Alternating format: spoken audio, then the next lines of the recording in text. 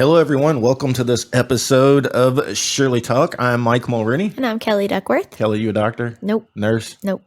Anything in the medical field? Nope. Yeah, not even a pharmacist? No. Yeah, me neither. So today's episode, as usual, we cover things and talk about things that we've researched on the internet. So if we say something, please get a hold of your doctor and make sure that it's true. But most of the research we do, we try to make sure it's fact-based. But luckily today, we have a special guest with us. We have Miss Dr. Knapp with us today from Norton Children's Hospital. How are you today, Dr. Knapp? I'm doing great. Thank you. Glad to be here. Yeah, thanks for coming in. And I see you. It says Erica said you are a leukemia expert, so leukemia oncology, and we were very intrigued. Obviously, you work primary with kids since you're with the Children's Foundation. I didn't really follow cancer much until my mom got sick and passed away. And for years, I've heard people talk about leukemia, and I don't even personally know what leukemia is. So I was wondering if maybe you could kind of talk a little bit about leukemia, maybe some signs that somebody might have leukemia that they might be able to look for, something that might give people a little bit of education.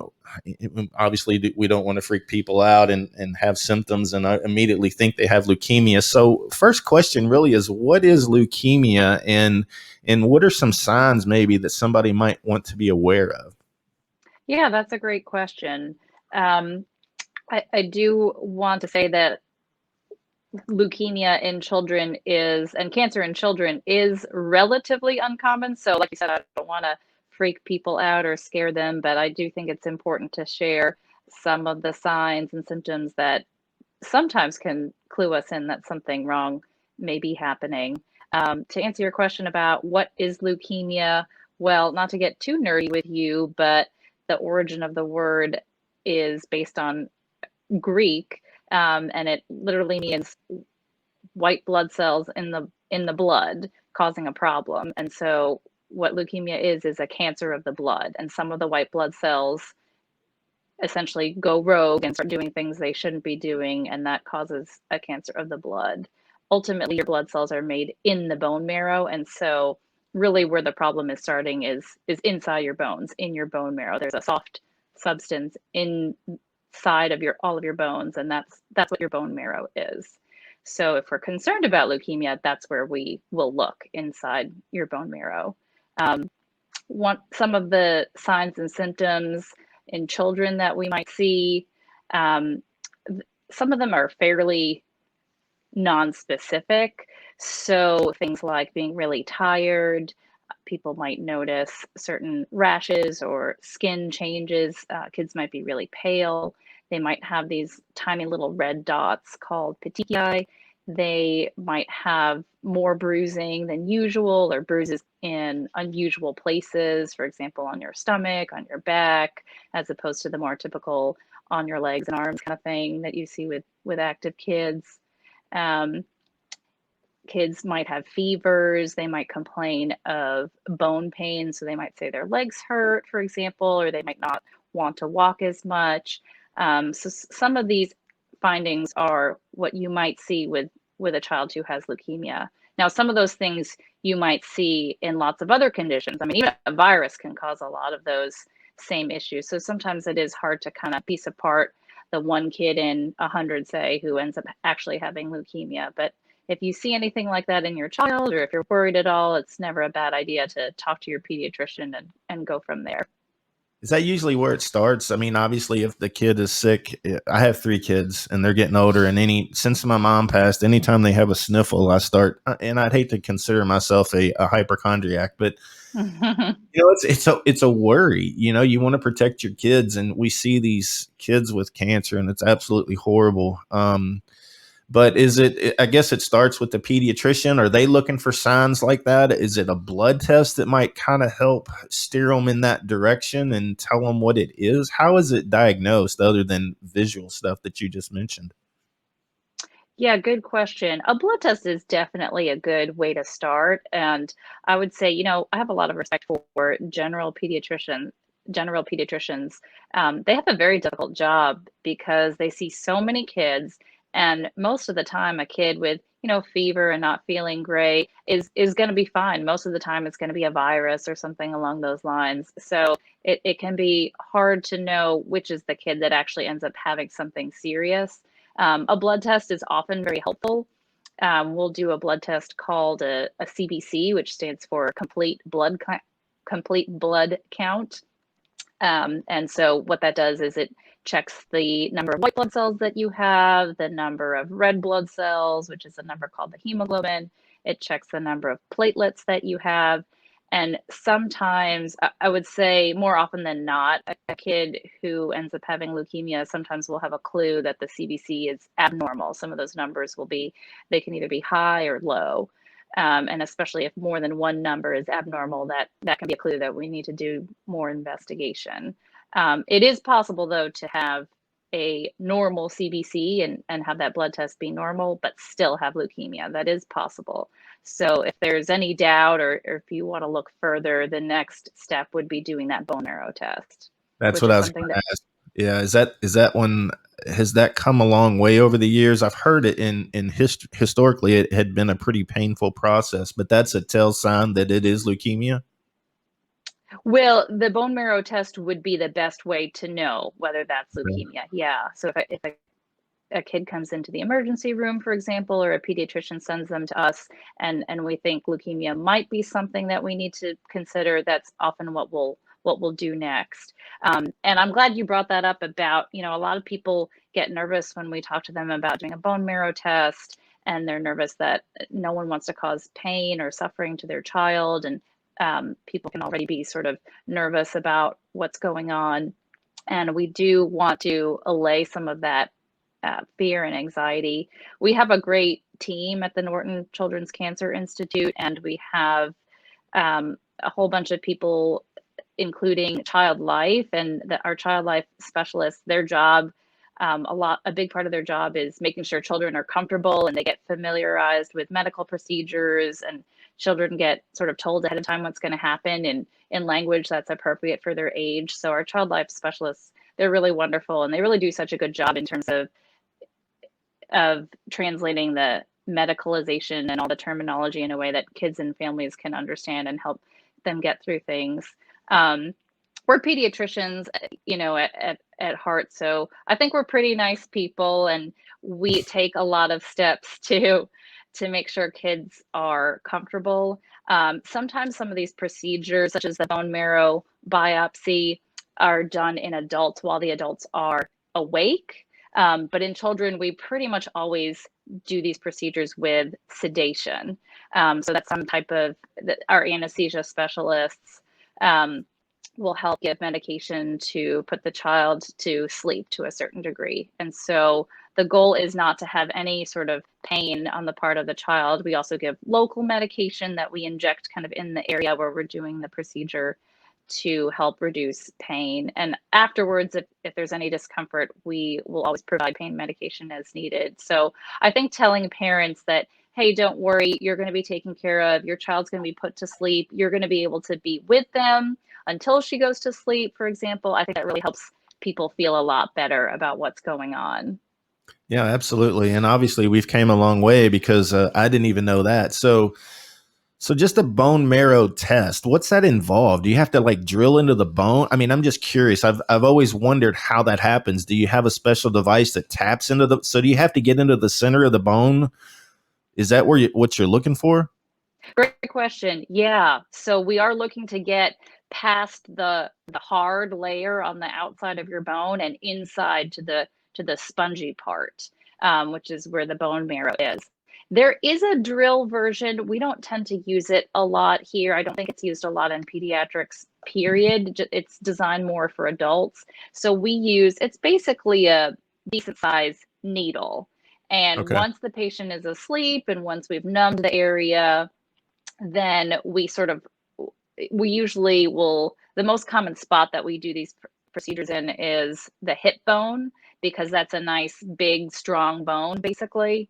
And so the patient will often be on their side, and we'll take this needle and put it into the skin, and we'll get into the hip bone, and we get far enough into the bone that we're in the right spot, and then we'll take a sample from inside the bone. So you're not actually cutting the patient open. I'm thinking of like a spinal tap type thing. I don't know any of this, obviously. That's why I'm asking. But so you're actually taking a needle, inserting it in. So if someone has leukemia, it will be all through all their bone marrow, I guess, or certain spots, or it's all through the body. That's another great question, actually.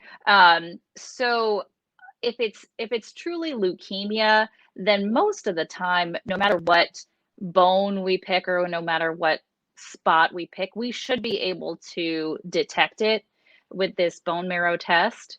Um, However, with certain other cancers, for example, lymphoma or other types of cancer, it is possible sometimes to have the cancer be in certain parts of the bone marrow, but not all parts, if that kind of makes sense. So it really Right. depends where you choose to do the test. So sometimes in those patients where we think, oh, this might be lymphoma, or we need to look in more than one place, we'll actually do more than one spot Well, in one time. since we're on the bone marrow topic, Yeah. I know bone marrow transplants, is that kind of like a last ditch effort?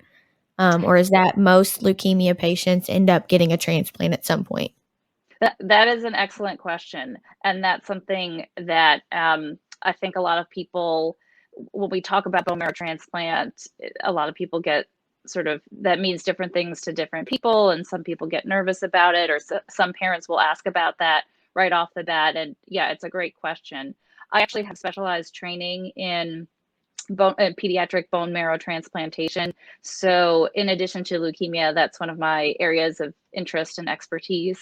Um, and the goal really is for most children with leukemia, they will not need a bone marrow transplant, and that's what we tell people generally from the beginning, especially if they have questions. So we like to sort of explain what the planned treatment is. As soon as we have a confirmed diagnosis, we'll talk to the family about, okay, here's what we're planning to do, but also here's what we're not planning to do. So I would say it is, most children with leukemia will not end up needing a bone marrow transplant. It's often reserved for when the leukemia comes back, or if it's harder to treat than we had initially realized, for example, or certain types of leukemia that we know don't have a great prognosis. And those types of situations, we'll consider that.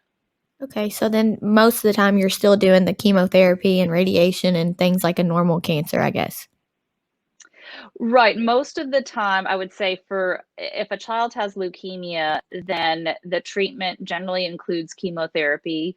And there's lots of different ways to do chemotherapy. Sometimes we give chemotherapy in the blood, either through an IV or a special kind of catheter that goes into one of your blood vessels. Um, Sometimes we'll give chemotherapy into the spinal fluid, doing a spinal tap, like you mentioned earlier. Um, and sometimes we give oral chemotherapy, pills or liquids that patients can take at home, which is sometimes, a lot easier. You don't need to be in the hospital or in the clinic or infusion center for that. The radiation part, that's also something that I would say most children with leukemia don't end up needing radiation. We have a wonderful set of radiation oncology physicians and other members of the radiation oncology team. They're really great with children. Everyone who meets with them is pleased. And so if we think a child may need radiation or will need radiation, we'll have them meet with that team. But in most cases, where we are able to avoid radiation. Okay. Yeah, because that's obviously it's all hard on the body, but radiation is pretty brutal. I've seen burn marks and stuff, and I guess it's kind of a last resort if chemo doesn't work. Yeah, it depends on the individual scenario, but you're absolutely right that especially when you're talking about treating children for cancer, we've made a lot of progress over the past few decades. Of course, we're always striving to make more progress, and some of the things that people are focusing on nowadays is, especially for the types of cancer that say have become more treatable. We as a community are looking at things like, well, how can we reduce side effects from things like radiation. So over the years, there's been a lot of progress made in terms of fewer kids getting radiation, for example. We've learned how to still have good outcomes and good cure rates, but not give quite as many children radiation, because it absolutely does have side effects, like you mentioned. Some children, I'm not necessarily speaking only about leukemia, but some children who, for example, may need radiation to the brain, that is an important part of treatment in some cases. But as you can probably imagine, taking a young child and giving radiation to their brain, that can have implications on their brain development, for example. And so their vision, there's lots of things to consider. So yeah, it is definitely a delicate balance in terms of how do we treat your cancer the best way we are able to and give you the best treatment that we have, but also hopefully, a lot of these children we hope will go on, and I would say a number of them do go on to beat the cancer and live long, productive lives. And so there's a lot of focus on what we call survivorship and what are the side effects from the treatment and how does that affect children? Hopefully they're going to live to be really old, so we have to think about those things when we're deciding on treatment. How do we ensure that we beat the cancer, but also make you as healthy as possible for the rest of your life? So that Right. there's a lot to consider there. Yeah, because being a young person, it's easy. I'd say easy, but I mean, as you're applying treatment to keep other organs in mind and reproduction as a kid and, how it affects them long term. And I guess it's probably things that people just don't think about when they think about cancer, and especially kids. But if it gets to the point of a bone marrow transplant, and everybody hears bone marrow transplant, but I'd say 99.9% of the people have no idea what that means. What goes on with a bone marrow transplant? Are you injecting new blood into the bone marrow that circulates through the body, or how does that? I don't even know what that means or how it works. Yeah, no problem. Yeah, I would say a lot of people have an idea of what a bone marrow transplant is. That sometimes is not exactly what it actually is. So yeah, I'm happy to discuss that. So maybe I should start by saying a bone marrow transplant is not a surgery. A lot of people get nervous and think that it involves some sort of, surgery or cutting somebody open, but really what That's it what I is. thought. I thought that Okay, originally. yeah, no, Yeah, I had no clue, so that's why I asked. don't worry, you are not the only one. Yeah. Um, so if you are receiving a bone marrow transplant, basically there's two types of bone marrow transplant. And the type that we more commonly think of when we think of a bone marrow transplant is basically we are replacing your bone marrow with somebody else's, if that kind of makes sense. But is bone marrow kind of a soft tissue inside the bone, or is it the blood inside the bone? That's a great question. Really, what we're trying to replace is the cells inside the bone marrow that Okay. make blood cells. Okay. They're not mature blood cells necessarily. That's not what we're looking for. They're stem cells. So some people, maybe a more accurate term that people use more nowadays is hematopoietic stem cell transplant. Now that's a mouthful, so I think bone marrow transplant, that's still part of the sort of lay language. But if you want to be super accurate about what exactly you're doing, it's stem cells that you're transplanting. So it's those cells that can turn into blood cells and that can turn into an immune system. That's what you're trying to replace. Got it. But you have to find that. I guess it's if you get a blood transfusion, you have to find blood that matches yours. Is that the same thing with the stem cells? I guess the stem cells typically come from like a sibling or somebody else that you remove and then inject into the patient. Yeah, so that is a great question as well. Gosh, you guys have lots of great questions. We love. I mean, I got thousands of questions. We could keep you here all day, but it's one of our goals with the Shirley Talk is to educate people on different cancers and how it works. And I mean, these things of. I've had these questions for years, and I've never known anybody to ask. So, thank you for taking the time to answer these today. Oh, sure. And I just want to encourage everyone who's listening. Please, we love when parents and families and patients ask questions. Please don't feel like this is a dumb question, because it's almost always something that other people are wondering too. And we do not expect people to know any of this. And, sometimes we doctors honestly forget how to speak normal English, and we forget what Yeah. a normal non-medical person knows and doesn't know. So sometimes you have to remind us, hey, wait, can you go back and explain what exactly that is? Yeah. My day job is in IT, so we get that all the time. Can you say that in English when we're talking about the networks and all that? So no, I totally get what you're saying, but so yeah, it's the layman's terms is what people are looking for, so they can kind of understand it. But it's so intriguing that you are able to do this stuff. It's just crazy with the body. It is amazing. I mean, I think the human body is amazing. The immune system, the way we can manipulate someone's own body and immune system and change things and use your own immune system to fight cancer. That's a new sort of area within cancer research that's pretty exciting. So yeah, I mean, to answer your question about whose cells are we giving to the patient, whose cells are we replacing your bone marrow with? And it's a complicated question, and a lot of time and effort is spent by us and others in making that decision. You mentioned a sibling. In a lot of situations, yes, a sibling can be the best. If we have a sibling who is a match, and I can explain what that is, then that's often our sort of first choice. But you can have a full sibling. It does generally need to be a full sibling to be a full match. But you can have a full sibling. You can have multiple full siblings, none of whom are an appropriate genetic match. Basically, there's certain, it's separate from blood type, but it's a similar concept, kind of to your point.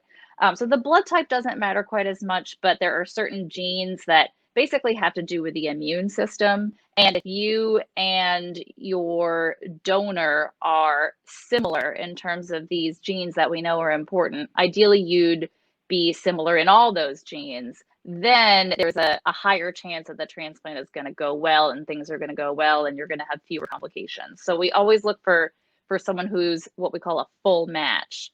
Or historically anyway, that's been sort of our top choice.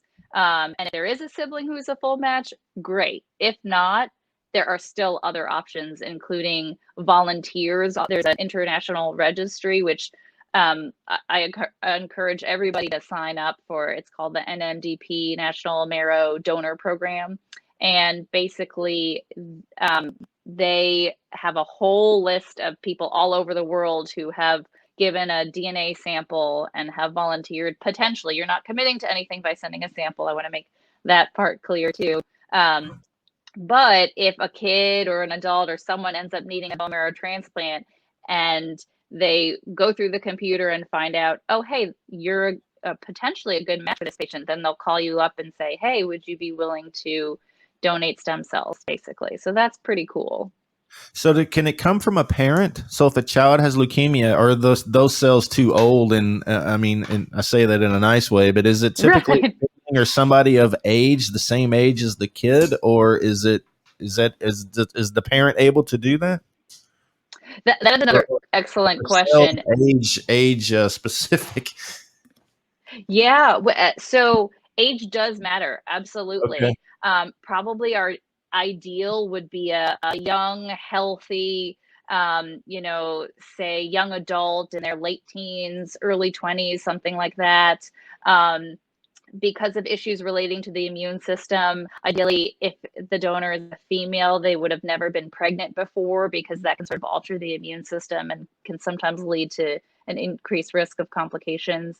So yeah, when there is a sibling, especially for a child, if that sibling is a healthy, young-ish person, that's really an ideal scenario. If you're past, I mean, not that these people are old, because I would include myself in this category too, but if you're past, 35, then you're probably not our ideal age in some ways. So but I'm out and Kelly's in. Sorry to break it to you. Yeah, I'm out and Kelly's in. So you need to get on the donation thing today. So yeah. So when you have a bone marrow donor, Are they going through the same thing? I guess you're going into their bone and taking cells. Is it as pain? Because I hear people say, "I'd love to be a donor, but I heard it's really painful." I mean, well, Mm-hmm. that's one, that's kind of selfish, and two, if you're able. But it doesn't. If you donate bone marrow, it's not like donating a kidney. You're not getting rid of something that you're going to do without. You're basically taking some of your cells and giving Mm-hmm. them to the. So you could. Can you be a couple questions here? Can you donate bone marrow more than once? And if so, is it very intrusive for that person, or is they just need to suck it up and donate the bone marrow and realize they're doing it for the good, I guess. Uh, Right. yeah. Yeah. Yeah. A lot of people get sort of nervous because of concerns like that. And I definitely want to set the record straight about what it means to be a bone marrow donor. To answer your previous question, because it really was a good one, can parents be donors? Absolutely. That's becoming a more and more common thing, especially say you don't have a sibling who's a great match. And maybe we haven't been able to find an ideal donor in terms of someone off this registry, a volunteer, unrelated donor, we call it. Um, so so sometimes a parent can be a good option, even though they're old or older can be. That's okay. We'll let things slide a little bit. But that's a relatively newer type of transplant, and we call those people haploidentical, which basically means a parent is most likely going to be a half match to the kid genetically, which makes sense because, simplifying things, you get half your genes from your mom and half from your dad. Makes sense. So Yeah. it's nice to have that option that, yes, oftentimes parents can be used as donors. And it doesn't even have to be a parent. It could be a sibling. It could be a grandparent. I've seen all those types of scenarios, or another relative. So it's nice that we are able to do more these days in terms of donors, because finding a good donor really can be a challenge for a lot of patients. And we don't want to tell anyone, hey, you need a transplant, but we can't do it because we don't have a good donor. So that's really the goal. Um, and one more sort of point to make on that subject, depending on this, I find this really interesting. Depending on the racial and ethnic background of the patient, that can sometimes impact your chances of finding an appropriate donor, especially in this registry of all these volunteers, these potential volunteers. So if you're Caucasian, statistically speaking, you have a better chance of finding someone who's genetically matched to you such that they could be your donor. But if you're a racial minority, or you're of mixed racial background, like me, for example, then sometimes that means your chances can be lower. So that's why it's, I think, particularly important to expand our potential donor pool, get people to register for this program and sign up to be potential volunteers, so we can make sure that every patient, kid or adult, who needs a donor can find one. I think that's really important. So do you have to have the genes or the stem cells, the bone marrow from someone of like race, or does that matter?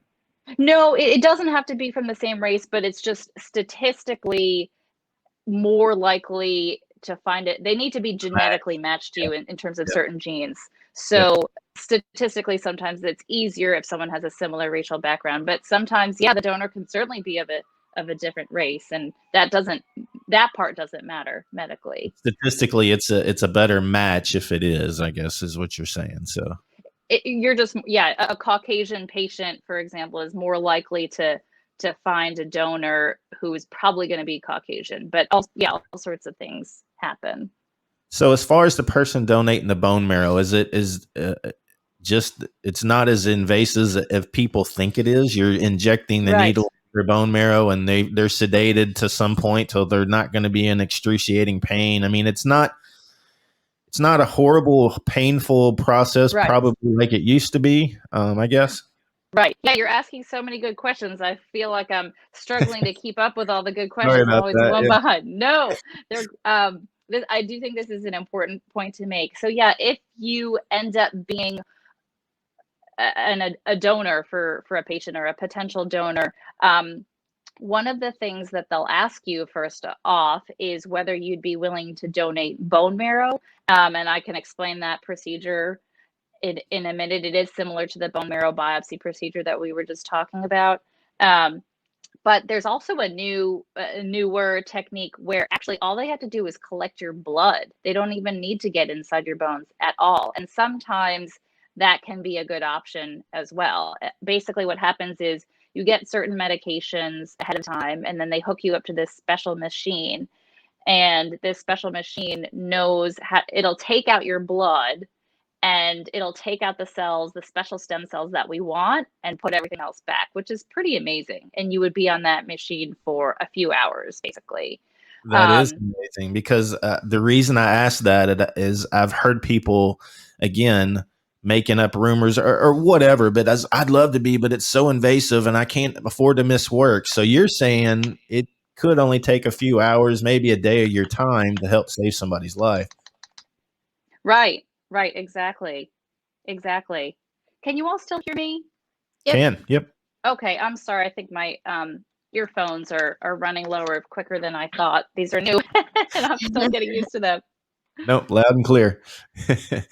Okay, so yeah, good. again, the bone marrow donor isn't as intrusive as it used to be, which is a good thing. Right. I mean, so in some cases, we will still use the older technique of actually getting stem cells from inside the bone. And usually, what would happen there is the donor would be put to sleep, and you'd get lots of numbing medication, and we would go into your hip bone, usually on both sides, and put a needle in and take out stem cells. And we do that many times, sometimes even over 100 times. But you're asleep for the whole thing. You're under general anesthesia. You don't feel anything. And then sometimes when people wake up, they can be a little bit sore, but again, you get plenty of pain medication. And oftentimes people, they leave that same day. They can potentially go back to work the next day. It's really not as bad as you might think. I'm signing you up to be a bone marrow this afternoon. Okay. So, I mean, it's so interesting, all this stuff, and it's amazing what you're able to do. Is there any new treatments coming out that you might be a know of, or that you could speak to that might be helpful, or you're seeing some pretty good signs that is really changing childhood leukemia cancer? That's a great question. There's lots of new treatments on the horizon for leukemia and other types of cancer in children. One type of new treatment that has gotten a lot of press with good reason is called, there's sort of a broader category of immunotherapy. Basically, we're thinking of all sorts of ways to, the immune system, again, is such an amazing thing. I realize I sound pretty nerdy talking about this, but it really is just the way our immune systems are designed. There's so many intricate parts, and some people have thought, how can we take the immune system and all the amazing things it can do, and how can we harness that to treat cancer better?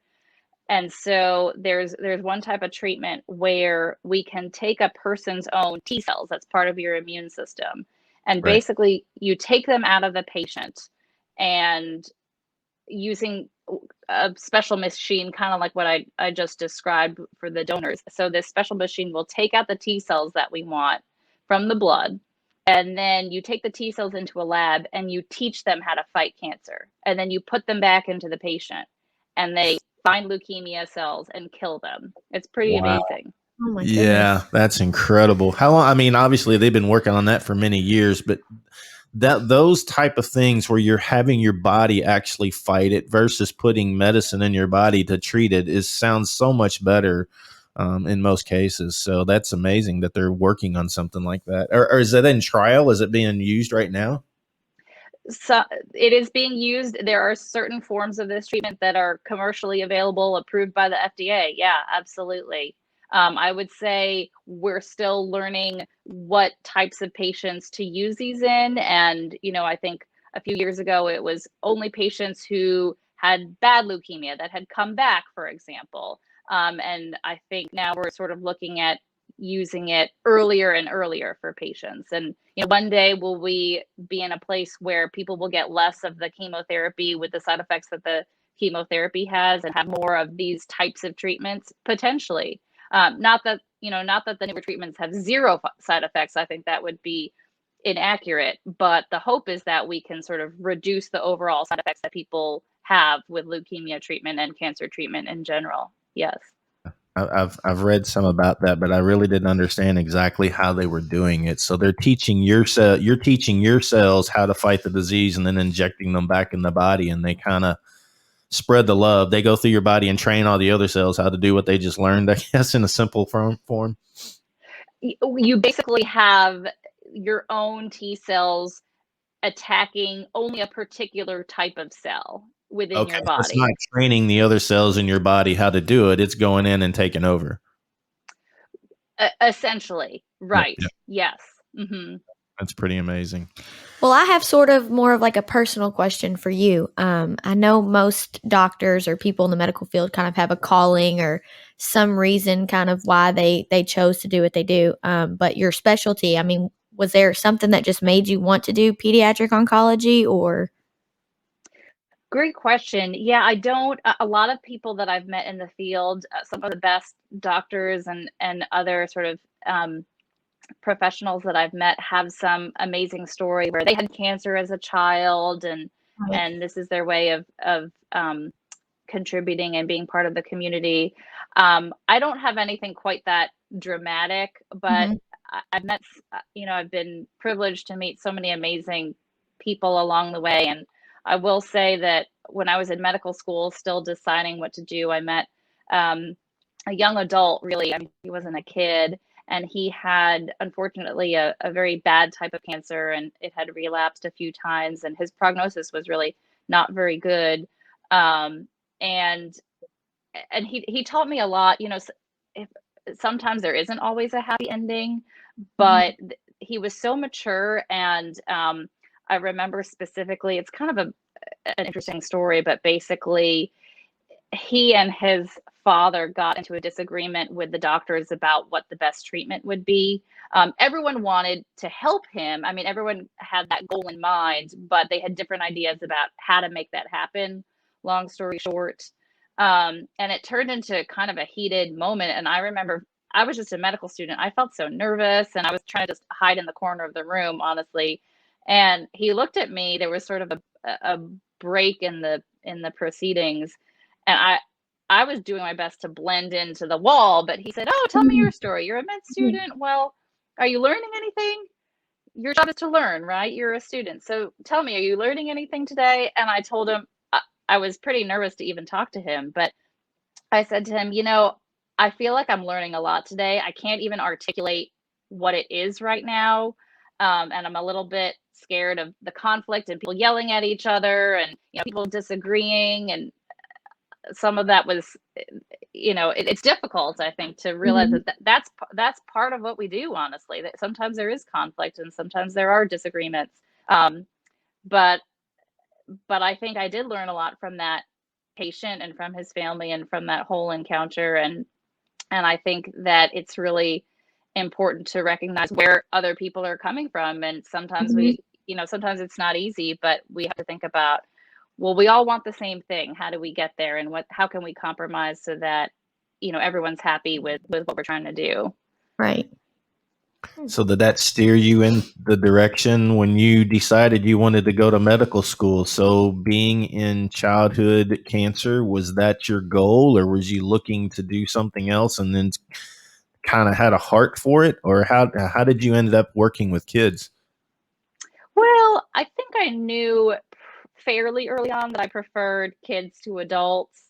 Um, kids are pretty amazing, and sometimes people think, oh, cancer in children isn't that depressing. It's really not. I think it depends on your perspective, but um, with kids, I think oftentimes kids are amazing people. They can handle things so much better than adults.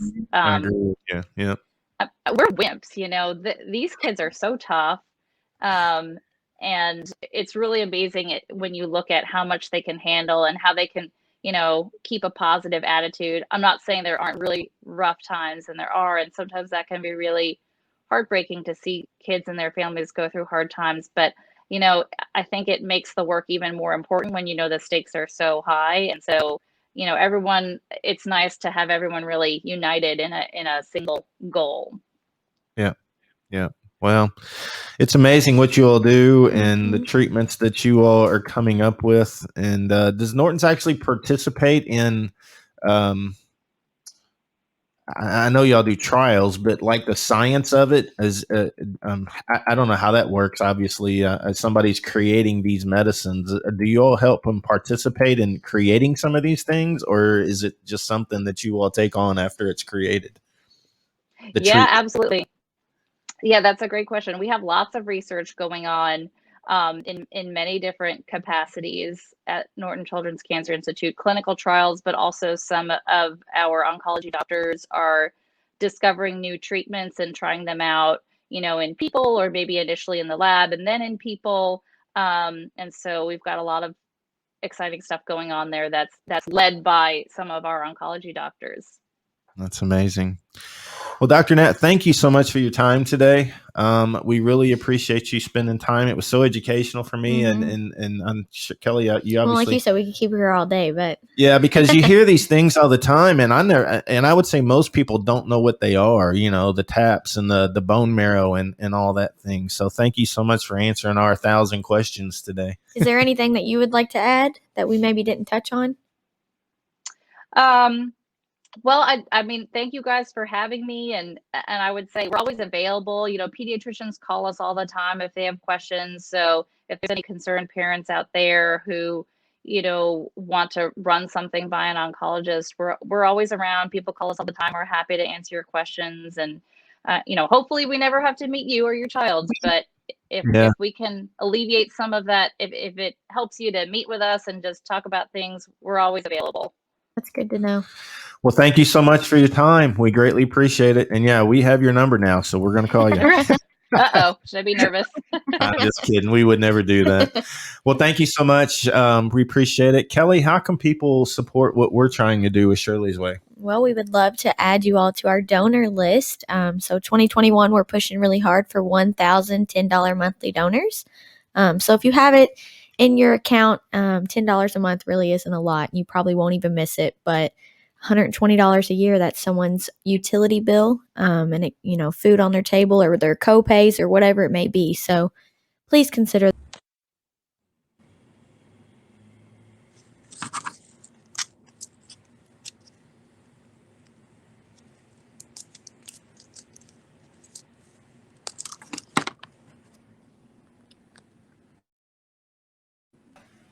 Can you still hear us?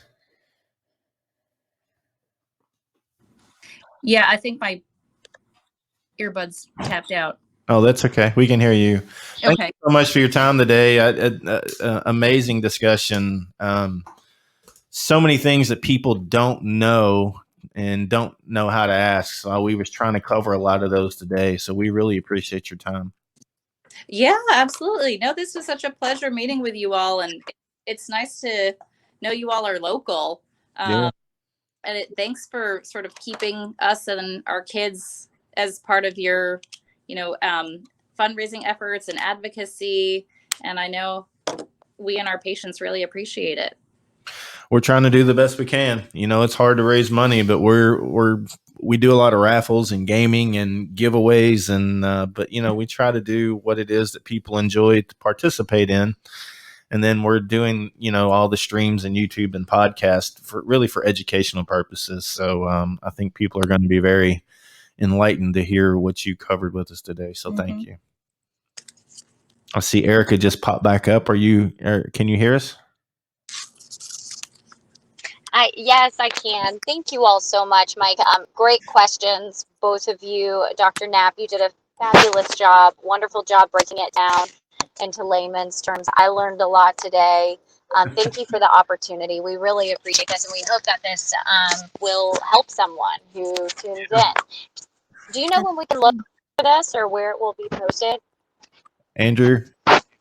Yeah, we can. I don't think we have any episodes with guests ahead of this one, so we could really just fast track it for this coming Monday if you'd like. Yeah, that'd be perfect. If you all are okay with that, the episodes release every Monday, so we can push yours out this coming Monday if that works out for you. Awesome. Cool. Look forward to that. And where do we look for it? Is it posted on your website? Is there a link, or do we have to download an app? So the Shirley Talk podcast is available on Apple, Spotify, and Google platforms. And they also have a essentially a landing page for the podcast as well on Sounder FM. I will reshare that link with Mike and Kelly, and they can send that to you all directly. But it should be pretty easy to find on Apple, Spotify, and Google as well. Yeah, we'll try and send you a link so you have it for Awesome. real quick before we go, just keep in mind if Great. anybody else at Norton's wants to be part of this, we'd love. I know a lot of there's a couple kids that have been fighting. I can't think of the term, but basically it's brain cancer. I think it's the DIPG or something like that. We'd love to talk to somebody about that one day if you have someone that would be willing to speak to that as well. Sure. Yeah. Have you talked to David Jr.'s mother? I've talked to her several times, and I know he died last week. So I figured, yeah. Sadly, I know his mother was just very, very passionate about sharing his journey and spreading awareness. So I figured maybe that's why you mentioned that. Yeah, I mean, again, it seems like those are the two primary cancers that kids get. Is that correct, Dr. Knapp? Is leukemia and brain cancer, and I don't typically hear anything else on my side, obviously, but. Well, I think it depends on how you classify things, but yeah, if you put all brain tumors together, that especially in Kentucky, that is a pretty sizable piece of the pie. We actually, I mean, I'm sure either of our neuro-oncologists or both of them, Dr. Mikey Wong and Dr. Mustafa Barber, would be happy to talk more about it. But brain cancer is actually more common basically in Kentucky than in other parts of the country, which is really interesting. And I wonder why.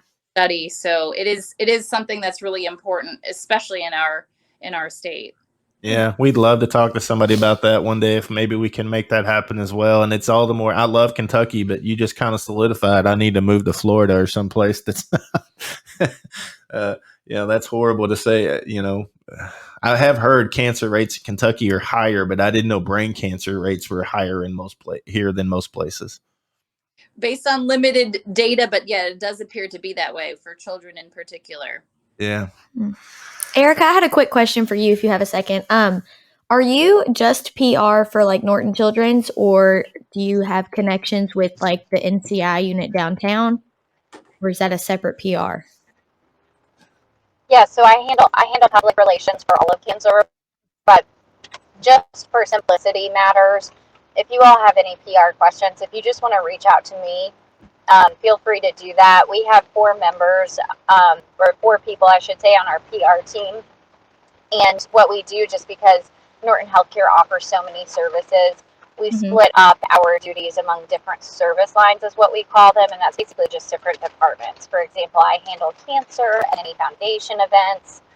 Some of my colleagues handle neuro and just different areas. And when I say neuro, I mean neurology. So for simplicity reasons, if you would like to just shoot me an email if you guys have any requests, I'm happy to help coordinate get you set up. Yep, sounds good. Thank you all for your time today. Nice finally meeting you all, putting a name to an email or a face to an email, voice to an email, however. And Dr. Knapp, thank you so much for your time. I know you're busy, but we appreciate you taking the time to talk to us today. So nice to meet you all. Thank you. Bye-bye. Bye.